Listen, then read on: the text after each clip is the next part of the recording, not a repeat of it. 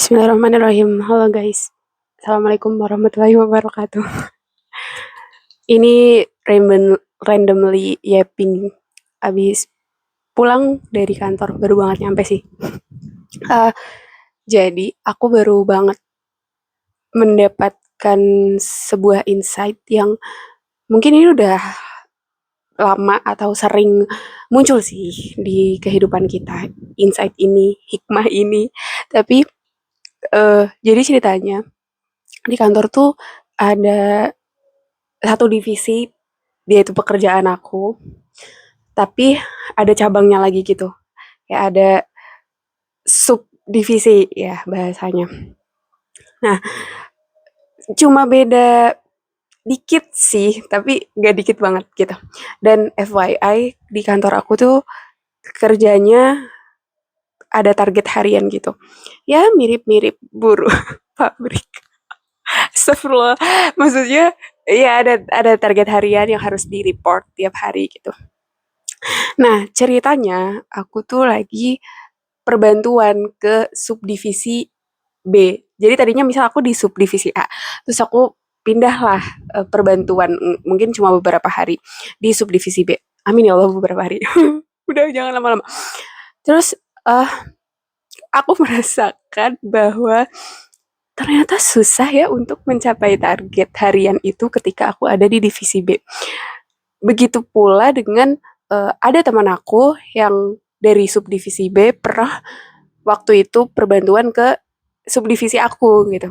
Dan dia juga merasakan hal yang sama kayak parah, stres banget kayak burn out dan capek karena kerjanya berasa lebih susah dan nggak target. Ya Allah.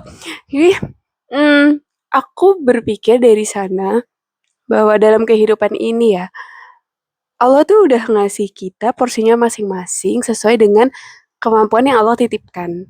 Dan ini jadi pelajaran banget. Ibaratnya nih, ketika ada seseorang yang ngelihat hidup orang lain, kok kayaknya dia enak banget gitu. Padahal pas kita jadi dia belum tentu seenak itu gitu.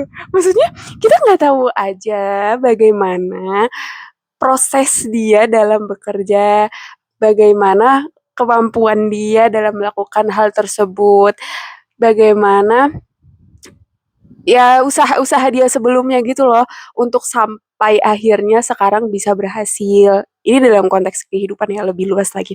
Jadi memang sangat benar untuk fokus aja sama diri kita sendiri, fokus aja sama apapun yang Allah kasih ke kita, fokus untuk memaksimalkan setiap potensi yang Allah titipkan ke kita gitu. Jadi tidak perlu melihat peran orang lain seperti apa dia di kehidupannya, tapi kita perlu melihat apakah kita sudah maksimal dengan peran kita di kedudukan kita saat ini gitu. Karena tadi misal itu padahal cuma perumpamaan kecil aja ya di kantor gitu. Tapi kan kalau di kehidupan konteksnya akan lebih luas lagi gitu. Ya terkait dengan karir dengan orang lain gitu, teman kita, terus kita mungkin sebagai saudara di dalam keluarga, begitu pula dalam pertemanan atau persaudaraan atau bahkan juga dalam ya dunia dakwah dan lain-lain gitu. Tenang aja guys, maksudnya setiap kita itu udah Allah titipkan kemampuan, kelebihan, dan problem solvingnya masing-masing. Jadi kita pasti banget dikasih ujian, tapi pasti banget Allah kasih solusinya gitu.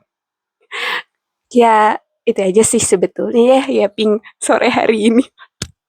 Tapi cukup lucu dan apa iya kita perlu harus untuk tukar peran dengan orang lain dulu sehingga kita merasa bersyukur dengan apa yang Allah berikan kepada kita.